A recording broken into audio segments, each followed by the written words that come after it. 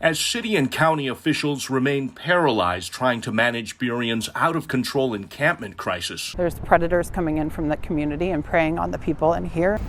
Christine Moreland is building trust and relationships and quietly moving men and women out of tents in front of grocery outlet and Dollar Tree, right in the heart of downtown. You celebrate because you know that they're going to get a better opportunity in life than just sitting out here. Moreland leads outreach group The More We Love. Larry's not in here. Along with Chris Wee. We work with what we're given with less red tape. This two-person team's been hired by local businesses to do what the politicians and the King County Regional Homelessness Authority have failed to do. When somebody's ready for help, connect them and make it happen. Don't put them in a system. Don't put all these levels of barriers on them. Moreland calls these barriers the bureaucracy. It doesn't look familiar to us. But goes around that by using her vast network of connections among housing providers, law enforcement agencies, and church groups. Sometimes it's not what you know, it's who you know. Every single one we know by name. Helping people connect with relatives, detox centers, and even coveted openings in tiny house villages. So I just made a phone call to a tiny house village and they just told me they have 3 openings. So now I just have a gal doing an intake right now. This man, who goes by Buddha, They have openings. says he's seriously considering the offer. Why do you trust Christine and her crew? So far, she's done what she said she would. Moreland says the key is to call this actually what it is. We have a drug epidemic.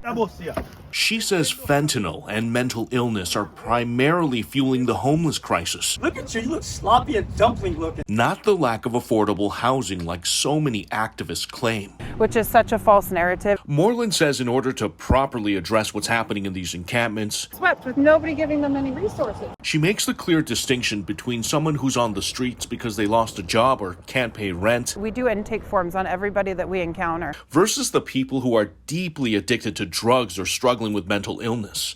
And we connect services immediately. She says in her experience, the vast majority fall into the latter two categories. Get these people detox clean and in safe circumstances. Once she identifies the circumstances, she tries to match them up with the right situation, instead of just warehousing them like so many housing-first options. Do you think housing somebody behind a closed door so that they can just use and die without continuum of care or assistance in that housing is really effective housing? And this personal touch and consistency being out here is working. Rico, you up for the morning? In a span of 1 month, Moreland has managed to convince more than 24 homeless men and women to leave this downtown encampment, including the one along Ambom Road. Do you want to know? Do you really want to know what's going on in your city? However, there is still a long way to go, and The More We Love is not contracted to address all of them. This is a predator's heaven. Drugs and trafficking. Multiple encampments have been cleared, but others have popped up back at new and more visible locations. Even the city's 4th of July parade had to be rerouted because of the horrible optics. Word is also getting out into the homeless community that Burien is a free-for-all. When did you arrive to this encampment? I drift around a lot. That's because the city only bans illegal camping in public parks. Who told you to move to this spot?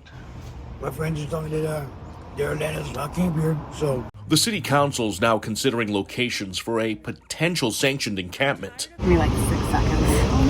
And Councilmember Stephanie Mora proposed a broad-based illegal camping ban across the city that seems to be gaining momentum. So that would just help so we can actually get people moving into services. But until any of that comes to fruition, Moreland's game plan appears to be a near-term and long-term solution with measurable results. What you need to do is reallocate the funding and work with the service providers that are actually doing the real work. And this community, along with others in King County, are now closely watching, hoping this model can be successfully replicated in other parts of the region. We're creative problem solvers. We just keep moving forward. We keep asking questions. We keep talking to like-minded folks and asking them how they're doing it.